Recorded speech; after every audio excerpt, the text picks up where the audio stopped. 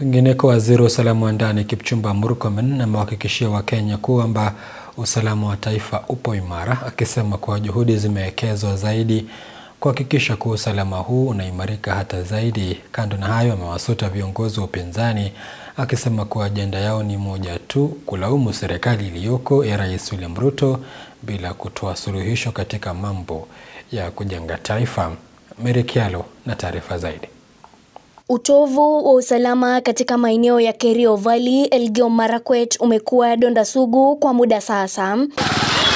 Waziri wa usalama wa ndani Kipchumba Murkomen akibaini kuwa sasa swala hilo limethibitiwa, huku akihakiki kuwa usalama wa kitaifa upo imara na kuwa maafisa wa polisi wamewekeza juhudi za kuhakikisha kuwa usalama huu utazidi kuimarika. Mimi nataka niwahakikishie kwa mambo ya security ya Kenya, usalama wa taifa la Kenya iko imara kabisa. Usalama imedhibitiwa vizuri sana.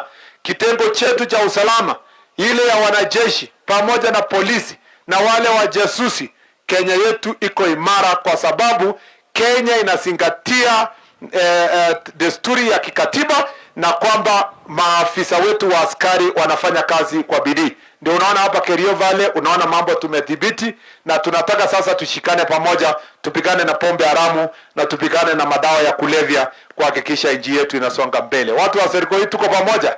Akizungumza katika hafla ya kuzindua shule ya Sergoit katika eneo la Keio Kaskazini, kaunti ya Marakwet, Murkomen aliwasuta viongozi wa upinzani kwa kutopeana suluhisho kwa matatizo na masuala yanayokumba taifa la Kenya, ikiwemo ongezeko katika bei ya mafuta, akisema kuwa ajenda yao ni kulaumu serikali kila wakati. Na mimi nataka niwaambie ya kwamba wale wote wanashindana na rais, up to now, na masaa zinasonga, hakuna mmoja, hata mmoja ameonyesha ako na policy yoyote.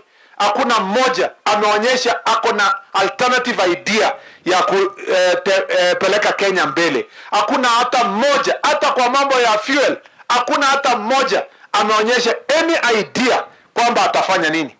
Huyu ni Kasongo, kala sijui ni Litusi yeye, sijui ni nini.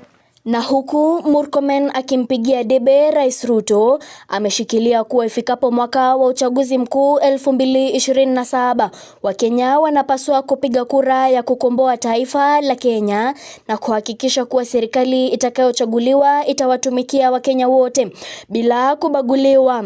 For the governance of this country, William Ruto is on a class of his own. He has a zero competitor, he has a zero person, any other person from the opposition who has any idea on how Kenya should be run. And I have no doubt in my mind that President William Ruto will be re-elected resoundingly because of his policies and the love of Kenya. Tukipiga kura kwa kura ijayo, tunapiga for the equity and unity of Kenya, for a fair distributed leadership in Kenya, for a governance that takes care of every citizen, that doesn't look at a tribe, that doesn't look at a region, that doesn't look at a religion, that doesn't look at age, a government that is treating every Kenyan equally. Mary Kyalo, Undugu TV.